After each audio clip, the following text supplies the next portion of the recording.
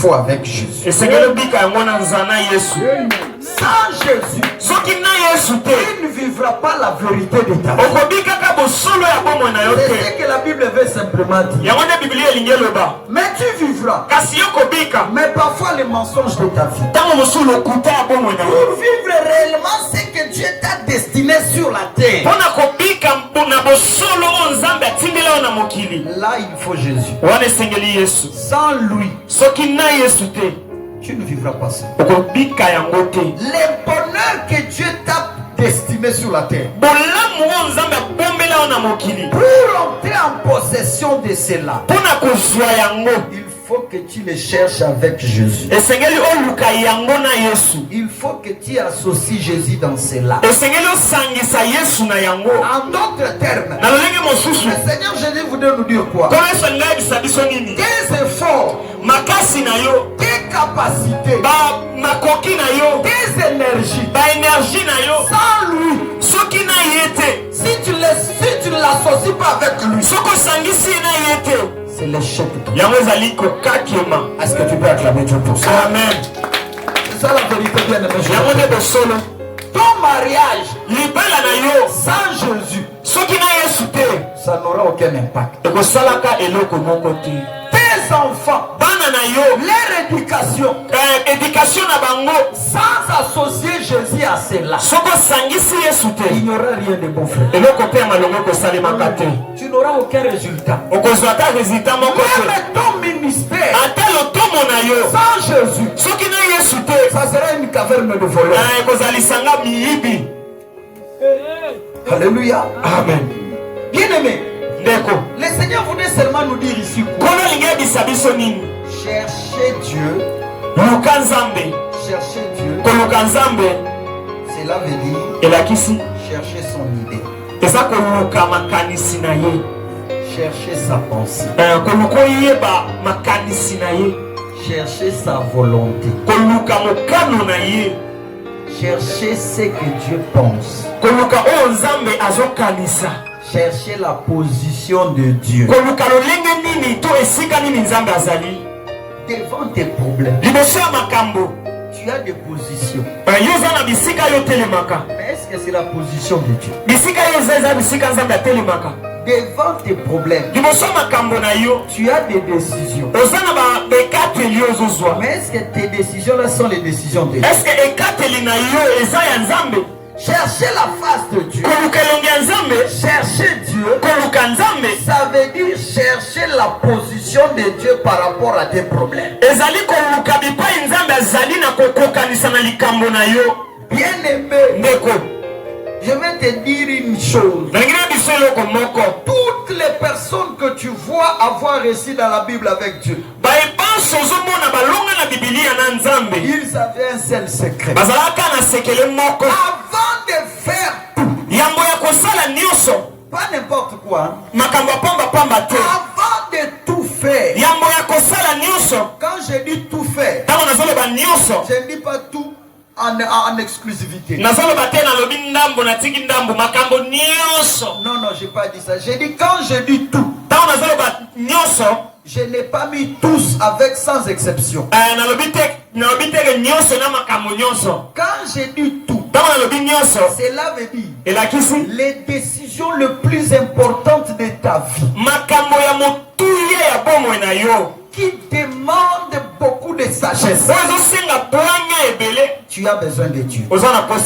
Par exemple, avant de se marier, il faut chercher la face. Vous comprenez ça? Amen.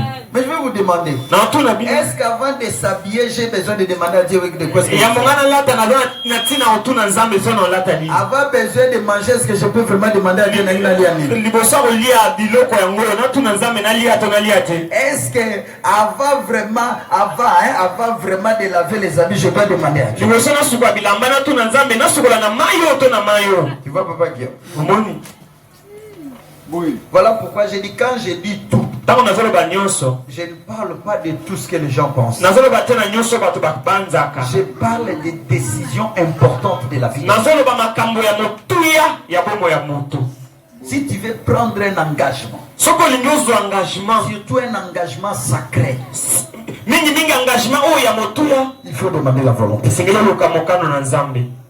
Alléluia. Amen. Le matin, j'ai porté ça. Est-ce que j'ai demandé? Non,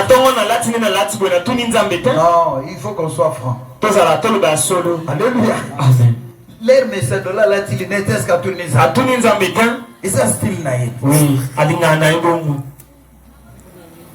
Alléluia. Amen. Moussou, ça tue qui souki belès qu'à tout quand tu vas porter un modèle, la tenue des ambétains. Alléluia. Amen. Moussou, ça l'a dit, est-ce qu'il a demandé ça? La tenue des ambétains, là, tu peux amener le net, c'est basé à saut. Je ne parle pas de ça. Les leçons, on dit à Fumba, est-ce que tu dis ça? Ou bien ça, les boumounos, ils ont posé à Fumba. Tout ça, na yo.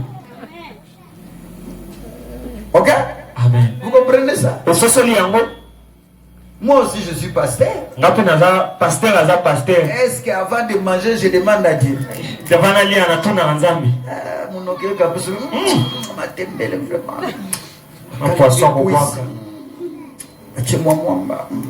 Tu vois? Ça, c'est l'homme.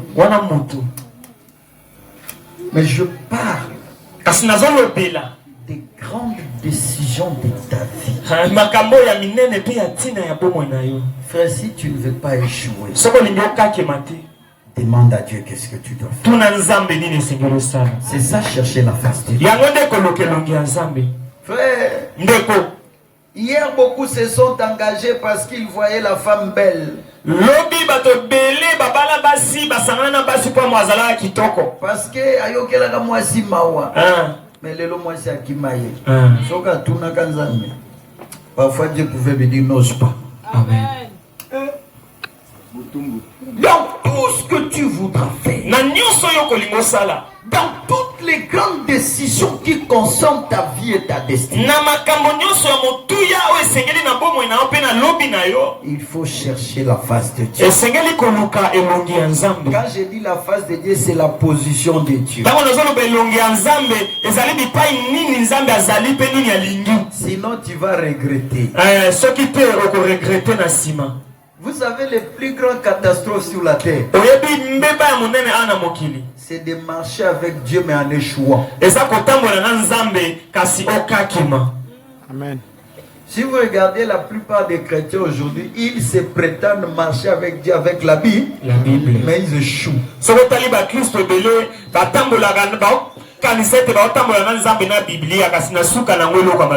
Jésus dans sa bouche, mais il échoue. Vous savez, il échoue pourquoi? Parce qu'il ne cherche pas la face de Dieu. Lui, il est d'abord le maître de sa vie. Dire à Jésus, tu es le Seigneur de ma vie, ce n'est pas une garantie. Mais faire de Jésus le Seigneur de ta vie, c'est ce qui est une garantie. Parler, c'est autre chose. Mais le faire, c'est autre chose. Le faire, cela veut dire quoi? Seigneur, j'aime cette fille. Je l'ai regardée. Elle est belle. Cet homme, il est beau. Il a la caricature des femmes que j'aime. Mais Seigneur, moi je suis un homme. Comme Samuel, prophète, il a regardé Eliab, un garçon là, et lancé, costaud. Il dit celui-ci, c'est l'homme de Dieu. Lui vraiment, avec sa taille ici, sa beauté ici, il mérite d'être un roi. Mais le Seigneur lui dit, ne regarde pas son apparence. L'homme regarde ce qui frappe les yeux. Mais moi l'Éternel, je regarde le cœur. Amen. Même les prophètes se trompent.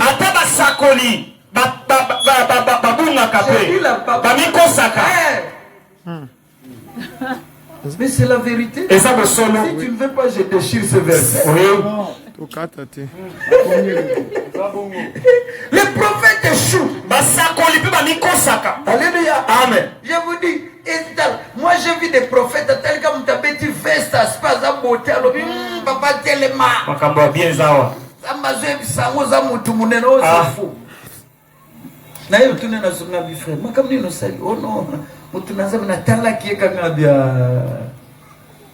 Tu vois, même un homme de Dieu peut se tromper. Mais Dieu ne se trompe pas. Dieu ne se trompe pas. Dieu voit juste.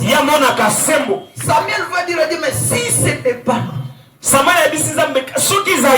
alors? J'ai regardé dans cette famille. C'est lui. Mais l'Éternel dit c'est pas lui. On a fait passer encore l'autre, ce n'est pas lui. Tous les 7 enfants sont partis. Ils étaient terminés. Mais le prophète va dire ils sont finis. Le papa dit mais ils sont finis, il reste seulement un. Lui, nous le comptons même pas. Lui, on l'a envoyé à la fin. Lui, il a une formation d'être berger.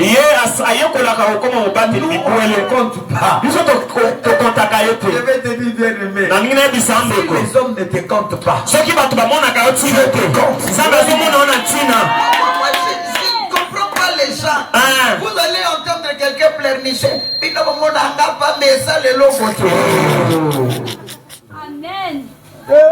Amen.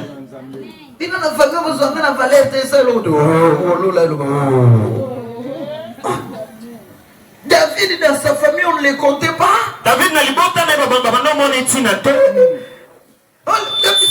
On ne les comptait même pas. On disait, bon, alors d'abord l'appeler, je ne sais pas si lui ça va aller.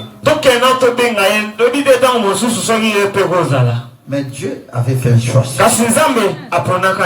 vais te dire une chose. Tel que tu marches là, tu ne te connais pas. Mais Dieu sait que tu es son choix. Les gens t'ignorent. Vous savez, il y avait une chose dans David. Sa famille l'ignorait. Lui-même aussi s'ignorait. Il y a des gens qui sont comme ça. Ne sois pas comme David. Yes. Alléluia. Amen.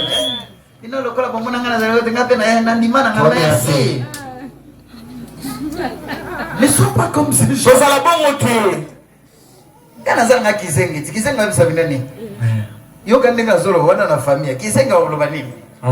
Merci na bino kaka.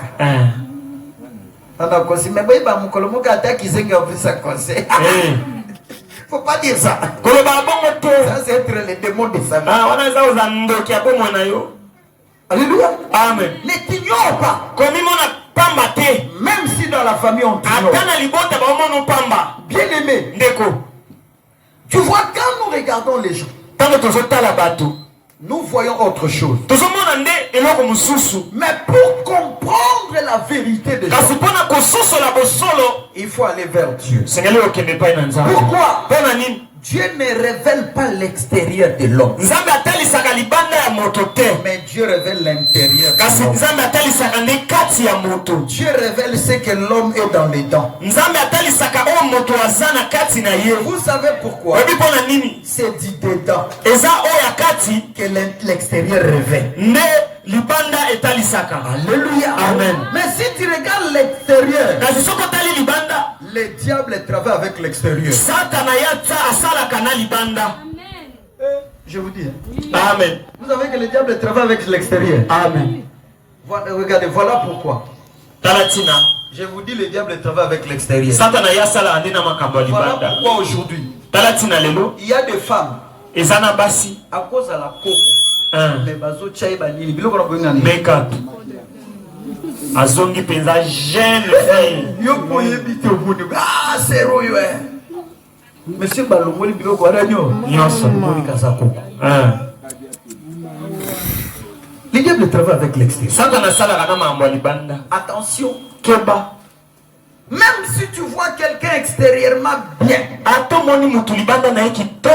présentable, il a tout ce que tu peux avoir. Ne t'arrête pas là. Cherche Dieu. Dieu te révélera l'intérieur de l'homme. Alléluia. Amen. C'est ça la vérité, bien-aimé. Donc chercher Dieu, c'est chercher à connaître la profondeur de la chose. Est-ce que tu me comprends? Amen.